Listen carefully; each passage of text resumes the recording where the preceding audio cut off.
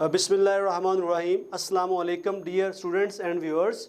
मैं Mohammad Imran Afzal, working as senior subject specialist English in government higher secondary school Kacha Khuh, former lecturer Aitchison college Lahore.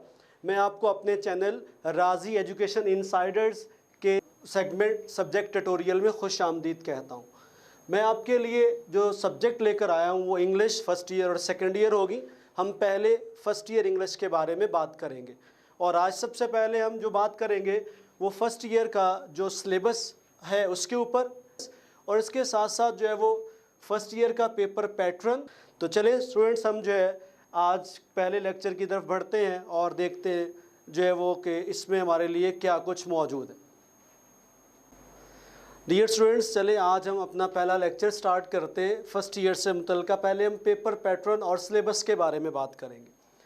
तो जब हम बात करते हैं इंटरमीडिएट की, इसमें जो टोटल सिलेबस है उसमें हमारे पास 4 बुक्स शामिल होती हैं।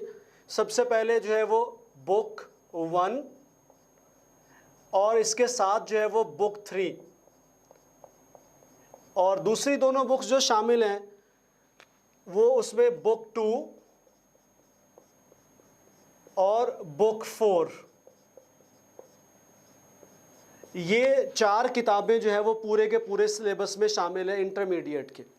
इसमें जो पहली दोनों मैंने लिखी हैं बुक 1 और बुक 3, ये फर्स्ट ईयर का सिलेबस है, और ये जो बुक 2 और बुक 4 है ये दोनों जो हैं ये सेकेंड ईयर के सिलेबस में शामिल है। अब इनको फर्दर हम डिस्कस करेंगे कि इनमें क्या कुछ इंक्लूड है, क्या कुछ शामिल है, फिर बाद में मैं इसके ऊपर बात करूंगा। सबसे पहले हम फर्स्ट ईयर, क्योंकि हमारा यहाँ पे कंसर्न फर्स्ट ईयर से पहले हम उसकी बात करेंगे। फर्स्ट ईयर में बुक 1 जो है इसमें टोटल 15 चैप्टर्स हैं। हम कह सकते हैं कि 1 to 15 ये टोटल चैप्टर्स हैं, और ये सारे के सारे जो 15 चैप्टर्स हैं ये बेसिकली मॉरल स्टोरीज हैं, या आप इनको मॉरल शॉर्ट स्टोरीज कह सकते हैं। ये मॉरल शॉर्ट स्टोरीज है बुक 1 में, और ये है 1 से लेकर 15 तक, चैप्टर नंबर 1 से चैप्टर नंबर 15 तक। इसके बाद जो बुक 3 है, बुक 3 में जो शामिल है वो है, बुक 3 के 2 पोर्शंस हैं। पहले पोर्शन में प्लेस या आप ड्रामास कह लें, इनकी तादाद 3 है, 3 प्लेस हैं। और दूसरा जो है वो है पोएम्स, और पोएम्स की टोटल तादाद जो है वो 20 है, 1 से लेके 20 तक पोएम शामिल है। सो इस तरह से अगर देखा जाए तो फर्स्ट ईयर के सिलेबस में जो दोनों किताबें हैं उनमें बुक 1 में 15 शॉर्ट स्टोरीज हम पढ़ेंगे जिनको उर्दू में आप अफसाना कहते हैं, और 3 प्लेज हैं यानी ड्रामास, और जो है वो पोएम्स 20 हैं जिनको पढ़ा जाएगा इस सिलेबस में। बुक जो इसके अलावा सेकेंड ईयर है, मैं थोड़ा सा एलेबोरेट कर देता हूँ, तफसील में नहीं जाऊँगा। उसमें जो बुक 2 है वो 2 पोर्शंस पर मुश्तमिल है। फिर से उनमें जो पहला पोर्शन है या ए पोर्शन हम उसको लिखते हैं वो कहलाता है मॉडर्न प्रोज, और इसका जो बी पोर्शन है वो कहलाता है हीरोज। मॉडर्न प्रोज में 10 चैप्टर्स हैं 1 से लेकर 10 तक, और जो है वो हीरोज में 5 चैप्टर हैं 11 से 15 तक। और ये मॉडर्न प्रोज और हीरोज, ये जो दोनों चीज़ें हैं ये बेसिकली जो है वो सारे के सारे एसेज हैं। इनमें जो पहले 10 चैप्टर्स हैं वो डिफरेंट टॉपिक्स के ऊपर जो एसेज लिखे हुए हैं, और ये जो हीरोज़ हैं ये मुख्तलिफ शख्सियात के ऊपर हैं। जैसे कि इसमें पॉलिटिशियन है सर विंस्टन स्पेंसर चर्चिल, इसके अलावा एडवेंचरर हैं, इसके अलावा साइंटिस्ट हैं, पॉलिटिशियन मुस्तफ़ा कमाल एंड पे हैं, या जिनको आप फाउंडर ऑफ टर्की भी कह सकते हैं। फाउंडर तो बेसिकली ये हैं तो एसेज, लेकिन ये शख्सियात, बड़ी शख्सियात यानी हीरोज़ पर लिखे हुए हैं, सो दैट्स वाई इन्हें हीरोज़ कहा जाता है। इसके अलावा जो बुक 4 है, बुक 4 में एक नावल है, और उस नावल का नाम है good bye mister Chips. Good bye mister Chips ये नावल इंक्लूड है उसमें। सो अगर देखा जाए तो ये सारी चीज़ें जो है वो सेकेंड ईयर के सिलेबस में, और जब आप इन चीज़ों पर गौर करते हैं तो आपको पता चलता है कि लिटरेचर में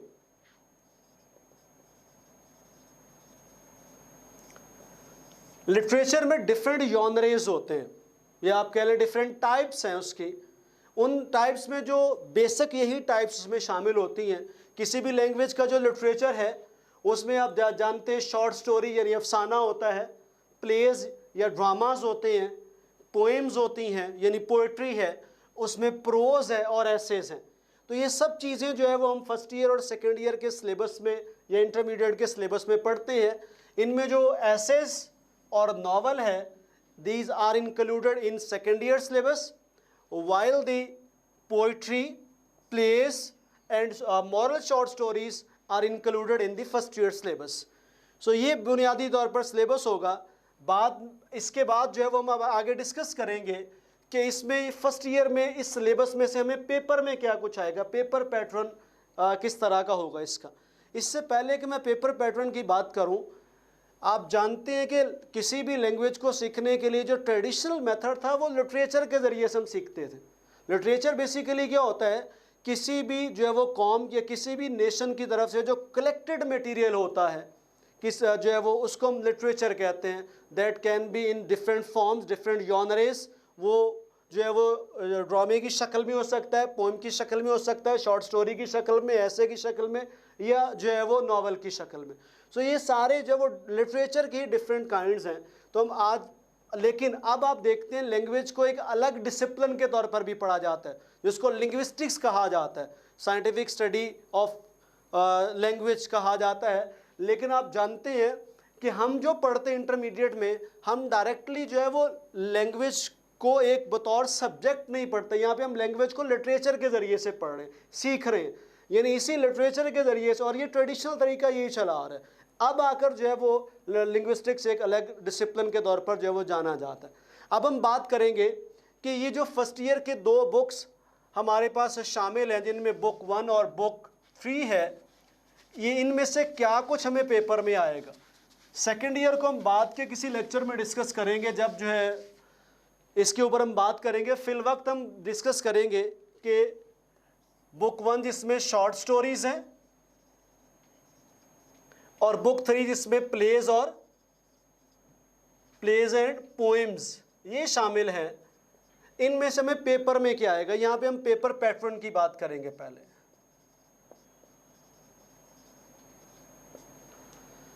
पेपर पैटर्न में आपका पेपर 2 हिस्सों पर मुश्तमिल होता है, ये आप अच्छे से जानते हैं।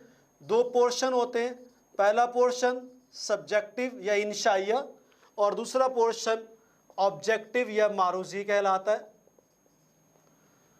इसमें टोटल पेपर तो 100 नंबर का होगा। इसमें जो सब्जेक्टिव का पोर्शन होगा इसके मार्क्स 80 होंगे, और जो ऑब्जेक्टिव पेपर होगा इसके मार्क्स जो है वो 20 होंगे। अब इसमें हमें पेपर में क्या आएगा, सब्जेक्टिव पोर्शन में सबसे पहला जो क्वेश्चन आता है वो होता है शॉर्ट क्वेश्चंस। शॉर्ट क्वेश्चंस, ये जो शॉर्ट क्वेश्चंस आएंगे पहले क्वेश्चन में, ये बुक 1 से होंगे, यानी शॉर्ट स्टोरीज में से 15 शॉर्ट स्टोरीज यहां पे मैं मेंशन करता हूं। बुक 1 से होंगे, और ये 9 शॉर्ट क्वेश्चन पेपर में दिए जाएंगे। हमने उसमें से 6 सॉल्व करने होंगे, और टोटल नंबर होंगे इसके 12 number. It means each question contains 2 marks for us. तो टोटल इसके जो है वो 12 नंबर होंगे इन शॉर्ट क्वेश्चंस के। यहाँ एक बात और बड़ी अहम वो ये है कि जो क्वेश्चंस आपको आएंगे ये सारे के सारे जो है वो एक ही चैप्टर में से नहीं होंगे। अमूमी तौर पर एक चैप्टर से एक ही सवाल उठाया जाता है। और दूसरी अहम बात ये है कि आपसे जो इसमें डिमांड की जाती है, अक्सर स्टूडेंट ये पूछ रहे होते हैं इसकी लेंथ कितनी होनी चाहिए आंसर की। तो आपसे आंसर की जो लेंथ डिमांड की जाती है पेपर में, ऊपर इंस्ट्रक्शन होती है 3 to 5 lines. 3 to 5 lines, and 3 to 5 lines means जब आप टाइप करते हैं कंप्यूटर पे, उसमें 3 से 5 लाइंस होनी चाहिए, उसमें आप देख सकते, क्योंकि अगर आप अपनी राइटिंग में देखें कोई बहुत बड़ा लिखता है, कोई बहुत छोटा लिखता है, अगर आप इस तरह से देखेंगे तो शायद ये बहुत मुश्किल होगा 3 से 5 लाइंस को डिफाइन करना। सो बहरहाल जहाँ पर सफिशिएंट आप आंसर दे दें वो काफ़ी है, लेकिन फिर भी अगर वो तो 3 से 5 लाइंस में हमने इसका आंसर करना होता है।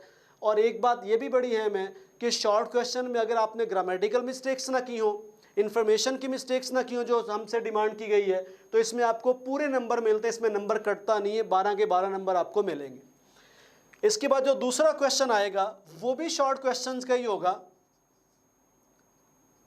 इसको मैं यहाँ पर इस तरह से शो करता हूँ, शॉर्ट क्वेश्चंस ही हैं, लेकिन डिफरेंट ये होगा कि वो शॉर्ट क्वेश्चन बुक 1 की बजाय बुक 3 से होंगे, और बुक 3 में 2 पोर्शन है, तो जो इसमें से शॉर्ट क्वेश्चन आएंगे बुक 3 में पहले पोर्शन में यानी प्लेज में से आएंगे, जो 3 प्लेज हैं उनमें से, और ये आपको इसमें से जो है वो टोटल 8 क्वेश्चन आएंगे, आपने 5 सॉल्व करने होंगे, और इस तरह से इनके नंबर होंगे 10।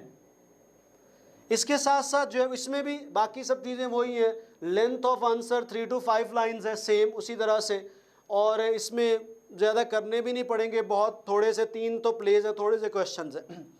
इसके बाद जो है वो नेक्स्ट क्वेश्चन वो भी शॉर्ट क्वेश्चंस का ही है, लेकिन वो शॉर्ट क्वेश्चन होंगे भी बुक 3 से, लेकिन यहाँ पे डिफरेंट होगा कि वो प्लेज की बजाय कहाँ से आएंगे, पोएम्स में से, यानी सेकंड पोर्शन से, और ये 6 आएंगे, 4 आपने सॉल्व करने और टोटल नंबर होंगे इनके 8। इस तरह से अगर आप देखेंगे तो ये शॉर्ट क्वेश्चन के जो टोटल मार्क्स हैं वो बनते हैं 30। और अगर आप देखिए क्वेश्चन इसका मतलब हमने 15 सॉल्व करने हैं टोटल, जबकि जो हमें पेपर में आ रहे हैं वो 23 क्वेश्चंस हैं।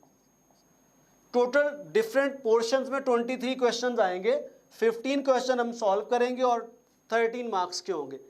जो पोएम्स के क्वेश्चन हैं इनमें भी बाकी सारी जो है वो रिक्वायरमेंट वही है, आंसर की लेंथ वही 3 to 5 लाइंस हैं, लेकिन बाज़ क्वेश्चन ऐसे होते हैं कि उनका आंसर में हमें उसको लेंथी करना पॉसिबल नहीं। अगर फ़र्ज़ करें, वैसे ऐसा आता कम है, अगर राइटर का नाम पूछ लिया जाए तो उसमें आप कितना, हाँ थोड़ा सा राइटर का इंट्रो उसमें शामिल किया जा सकता है, लेकिन उसके बावजूद जो है वो अगर आपने करेक्ट इन्फॉर्मेशन दे दी है और आपने इसके साथ साथ जो है वो ग्रामेटिकल मिस्टेक्स या स्पेलिंग मिस्टेक्स नहीं की या पंक्चुएशन मिस्टेक्स नहीं की, तो आपको इसके पूरे नंबर मिलेंगे।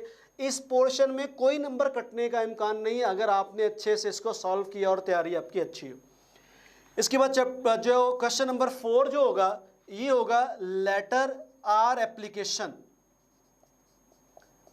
आपको पेपर में एक लेटर आएगा और एक एप्लीकेशन होगी। आमतौर पर जो लेटर्स हैं यहाँ पर वो रिलेटिव्स के नाम होते हैं, क्लोज रिलेटिव्स के नाम लिखे जाते हैं। इस इंटरमीडिएट लेवल पे इसमें एडिटर वाले और दूसरे जो है वो आप कह सकते हैं फॉर्मल लेटर्स नहीं जो है वो शामिल किए जाते बहुत ज़्यादा। तो लेटर या एप्लीकेशन, एक लेटर आएगा एक एप्लीकेशन होगी, उन दोनों में से कोई एक आपने जो है वो हल करना होगा, चाहे लेटर कर लें चाहे एप्लीकेशन। इस तरह से ये 2 होंगे, एक हमने सॉल्व करना होगा। And this question contains 10 marks, इसके नंबर हमारे लिए 10 होंगे। इसमें भी अगर वैसे अमूमी तौर पर दोनों ही सही हैं, लेटर में भी आप जो है वो नंबर अच्छे हासिल कर सकते हैं, एप्लीकेशन में भी, लेकिन लेटर में आपके पास लिखने का मार्जिन ज़्यादा होता है। सो लेटर में हम जो है वो 9 तक ईजीली मार्क्स हासिल कर सकते हैं और 10 तक भी जा सकते हैं। एप्लीकेशन में क्योंकि आपने फॉर्मल लिखनी होती है, इसमें बहुत ज़्यादा चीज़ें आप ऐड नहीं कर सकते, तो ये सिर्फ और सिर्फ इसमें 8 या मैक्सिमम 9 तक जाते हैं, 10 तक जाने का इम्कान नहीं है। लेकिन फिर भी एग्जामिनर जो है आपका पेपर चेक करने वाला जो है वो एक आध मार्क इसमें से काट लेता है जो है वो एक्सप्रेशन का या दूसरी चीज़ों का, लेकिन 10 भी इसमें हासिल किए जा सकते हैं अगर आपने अच्छा लिखा हुआ। और उसमें लेटर, क्योंकि लेटर में आप मुख्तलिफ़ किस्म की कोटेशंस ऐड कर सकते हैं, मुख्तलिफ़ किस्म के जो है वो अपनी कैफियतों को, अगर आप पर्सनल लेटर लिख रहे हैं अपनी कैफियत को बयान करने के लिए अशार शामिल किए जा सकते हैं। So it can be extended, जबकि एप्लीकेशन में ऐसा पॉसिबल नहीं है। सो इसकी लेंथ ज़रा महदूद होती है। सो दैट्स वाई जब हम बात करेंगे एप्लीकेशन और लेटर पे, फिर इस पर डिटेल बात होगी कैसे लिखना और क्या क्या करना है इसमें। क्वेश्चन नंबर 5 में आपके पास होगी मॉरल स्टोरी। आपको 2 मॉरल्स दिए जाएंगे, डायरेक्टली स्टोरी का नाम नहीं होगा, 2 मॉरल्स होंगे। जैसे फ़र्ज़ करें tit for tat, pride hath a fall, slow and steady wins the race, इस तरह से मॉरल होंगे। आपने उन मॉरल्स में से किसी एक मॉरल पे स्टोरी लिखनी है, यानी ऐसी स्टोरी लिखनी है जो उस मॉरल को जो है वो आप कह सकते हैं डिपिक्ट करे, बयान करे। तो इसमें से 2 मॉरल्स दिए जाएंगे, एक पे आप स्टोरी लिखेंगे, इस तरह से इसके मार्क्स हो जाएंगे 10। ये भी 10 नंबर की है। स्टोरी भी अगर आपने अच्छी लिखी हो, वोकेबलरी अच्छी हो उसकी, और उसके ऊपर भी हम बात करेंगे उसकी बुनियाद, उसके डिज़ाइन पे, उसके स्ट्रक्चर पे, जब हम स्टोरी जो है वो पढ़ना स्टार्ट करेंगे तो इसमें भी आप पूरे नंबर ले सकते हैं। लेकिन कभी कभार जो है वो एग्जामिनर 1 नंबर काट लेता है, वो भी सिर्फ और सिर्फ एक्सप्रेशन की वजह से। नेक्स्ट क्वेश्चन, क्वेश्चन नंबर 6 होगा। और क्वेश्चन नंबर 6 जो है ये 3 मुख्तलिफ पार्ट्स पर या जुज पर मुश्तमिल होता है। इसमें सबसे पहले जो हम करेंगे पार्ट, इसमें जो पहला जुज यानी ए कर लें या पार्ट 1 कर लें, वो होंगे पेयर ऑफ वर्ड्स। ये स्टूडेंट पेयर ऑफ वर्ड्स आपने 9th 10th में भी किए होंगे, लेकिन 9th 10th में जो है वो पेयर्स की तादाद बहुत महदूद है जो आप करते हैं। वो शायद आपकी कोई ग्रामर है उसमें जो दिए गए वही आप कर लेते हैं, 100-150 वो काफ़ी होते हैं। लेकिन यहाँ पे हम थोड़े से ज़्यादा करेंगे, बहुत सारे रिपीट होंगे, वही होंगे अमूमी तौर पर, और आम तौर पर आपको 8 या 7, अमूमी तौर पर 8 और कभी कभार 7 पेयर्स देता है, जिनमें से आपने जो है वो 8/7 उनमें से आपने 5 करने होते हैं, और इसके नंबर होते हैं 5 पहले जुज के। इसमें भी आपने करना क्या होता है कि जो आपको पेयर ऑफ वर्ड्स दिए गए हैं उनमें हर पेयर को आपने जो है वो बामानी या मीनिंगफुल सेंटेंसेस में यूज़ करना है, जिससे उसका मानी वाज़े हो जाए। मैं जैसे कोई भी मतलब पेयर आपको दिया जा सकता है, इस तरह से जो है वो आपने उसको उसके सेंटेंसेस बनाने होंगे, और ये भी पूरे नंबर देता है ये क्वेश्चन अगर आपने इसमें गलती ना की। इसके बाद जो है वो पार्ट 2 जो इसका होगा वो होगा जो है वो स्टेंजा। इसको हम कह सकते हैं explanation of stanza with reference to context. ये जो स्टेंजा है ये इस पोर्शन में से आएगा। बुक 3 का जो पोएम्स का पोर्शन है, 20 पोएम्स हैं, उनमें से किसी एक पोएम में से स्टेंजा या कुछ लाइंस दी जाएंगी पोएम की। उन लाइंस को आपने उसमें काम क्या करना है, नंबर 1 एक्सप्लेन करना है, एक्सप्लेनेशन, फिर उसका रेफरेंस देना और कॉन्टेक्स्ट। 3 चीज़ें हम कह सकते हैं, एक्सप्लेनेशन,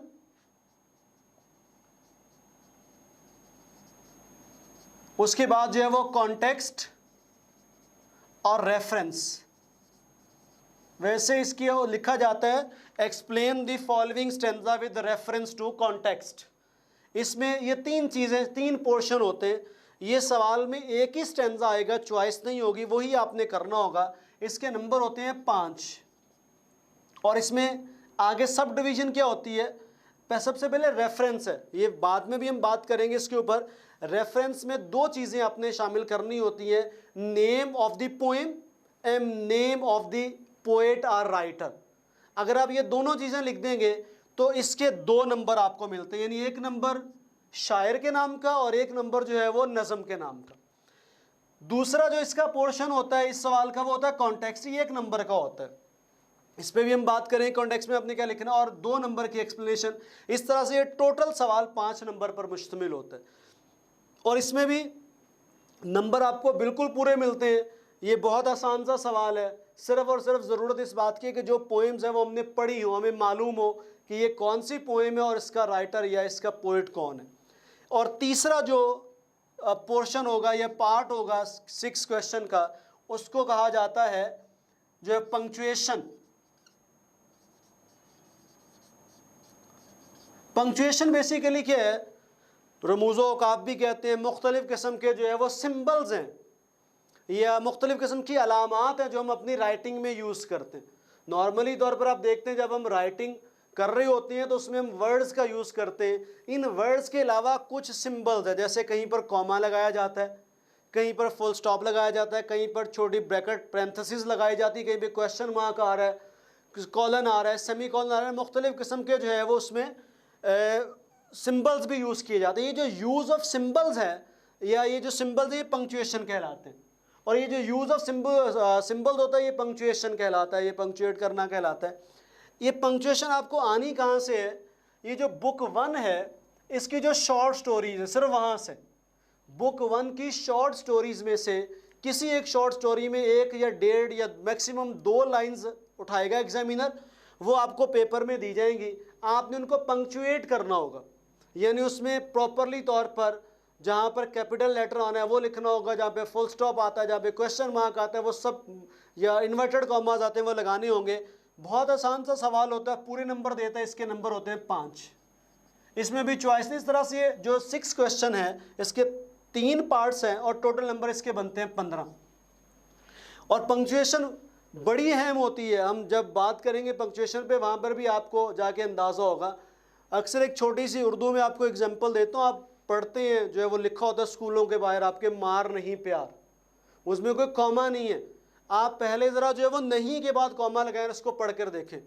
मार नहीं प्यार मतलब क्या बनता है कि आपने मारना नहीं है, प्यार करना है। अब वर्ड्स वही रहेंगे, सिर्फ आपने कॉमे की जगह चेंज की। यही कॉमा आप मार के बाद लगाएं, फिर ज़रा इसका मीनिंग दें, मार नहीं प्यार। वर्ड्स वही हैं, सिर्फ सिंबल के चेंज होने से मीनिंग चेंज हो गया। सो इस तरह से हम इंग्लिश में भी एग्जांपल देंगे कि किस तरह से सेम जो हमारी गवर्नमेंट ने वहाँ पे लिखा हुआ है ना, वो बड़ा उन्होंने टेक्निकली, बाहर से ग्रांट मिली थी, बड़ा टेक्निकली उन्होंने वहाँ पे लिखा है, क्योंकि उन्होंने जुबानी लिखा हुआ है। अगर आप में से कोई मार पड़ने पर टीचर से कोर्ट में भी चला जाए तो आप साबित नहीं कर सकते कि गलत सही है। कॉमा लगा के टीचर वहाँ पे बच सकता है, किस तरह से उसने बचना है वहाँ पे, वो कहेगा कि मुझे तो ये कहा गया कि मार नहीं प्यार, इनको मारना है, प्यार नहीं करना। So that's why punctuation contains meaning, it makes your writing meaningful.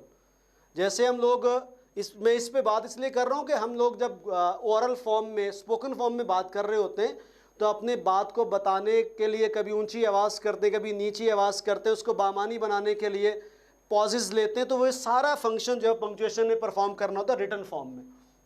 इसके बाद जो सबसे आखिरी क्वेश्चन है इसका, क्वेश्चन नंबर 7 सब्जेक्टिव पोर्शन का, वो है ट्रांसलेशन इनटू उर्दू। एक आपको पैराग्राफ और ट्रांसलेशन इन उर्दू के बारे में याद रखना है। ये सिर्फ और सिर्फ आपको यहाँ से आएगी, बुक 1 से। बुक 3 से, इसका 3 से कोई ताल्लुक नहीं है, ये बुक 1 से आएगी, यानी शॉर्ट स्टोरीज में जो 15 चैप्टर्स हैं। और एक ही पैराग्राफ होगा इंग्लिश का, आपने उस इंग्लिश के पैराग्राफ को जो है वो उर्दू में ट्रांसलेट करना होगा। ये क्वेश्चन होगा 15 मार्क्स का, इसमें भी चॉइस नहीं होगी। हाँ, इसमें चॉइस होती है कि इसके बजाय आप इंग्लिश पैराग्राफ लिख सकते हैं, जो हम अक्सर ऑप्ट नहीं करते, वो इंग्लिश मीडियम के लिए है। तो यहाँ पे ये अगर आप देखेंगे तो 30 ये 10 40 10 50 एंड 15 65 एंड 15 80, तो ये टोटल 80 मार्क्स का बनता है हमारे पास जो है वो सब्जेक्टिव पेपर। अब अगर आप गौर करें, जहाँ से इसमें नंबर जा सकते वो सिर्फ और सिर्फ एक नंबर जो है वो स्टोरीज में से और लेटर्स में से जा सकते हैं, वो भी अगर पॉसिबल हो तो, अगर आपने कुछ उसमें गलती की है, कोई मिस्टेक्स है, अदरवाइज ये पूरे नंबर देता है। सिर्फ और सिर्फ नंबर यहाँ से ट्रांसलेशन में बाजू का एक्सप्रेशन का काटता है एग्जामिनर, एक या आध। इसका मतलब है कि इन 80 मार्क्स में से हम 78 या 79 तक स्कोर कर सकते हैं, आसानी से, बड़ी आसानी से हासिल किए जा सकते हैं। अब आते हैं हम दूसरे पोर्शन की तरफ, जो कि ऑब्जेक्टिव यानी मारूजी पोर्शन। इसमें जो पहला क्वेश्चन आपको आएगा फर्स्ट ईयर में पेपर में, वो होगा सिनोनिम्स। आपने लफ्ज़ पहले भी सुना होगा। सिनोनिम्स का मतलब होता है मुतरादफ अल्फाज, सिमिलर वर्ड्स, हम मानी अल्फाज। एक आपने और सुना होगा एंटोनिम, वो होता है मुतजाद, अपोजिट मीनिंग वर्ड। सो यहाँ पे सिनोनिम्स हैं। सिनोनिम्स जो हैं ये 10 नंबर के पेपर में आपको आने हैं, और ये आपको दोनों बुक्स में से आते हैं, बुक 1 से भी और बुक 3 से भी। अमूमी तौर पर, मैं अमूमी तौर पर कह रहा हूँ, ये कंफर्म नहीं है, इसकी डिवीज़न कुछ इस तरह से होती है 5 3 2। इट मीन्स कि बुक 1 से 5 नंबर के आते हैं, प्लेज में से 3 के, और जो है पोइम्स में से 2 के। तो टोटल जो है वो 10 नंबर के हैं, लेकिन ये कंफर्म नहीं है, इसमें वेरिएशन हो सकती है, लेकिन टोटल नंबर 10 के आएंगे। होगा क्या कि आपको आपकी बुक्स में से जो हमने पढ़ी है स्टोरीज, प्लेज या पोएम्स, उनमें से कोई एक लाइन एग्जामिनर उठाएगा, उसमें से एक लफ्ज़ को अंडरलाइन किया गया होगा, वो जो अंडरलाइंड वर्ड होगा उसके नीचे 4 ऑप्शन होंगे ABCD, उनमें से आपने जो अंडरलाइन वर्ड का सिमिलर मीनिंग या हममानी वर्ड है सिनोनिम में, वो बताना होगा कौन सा।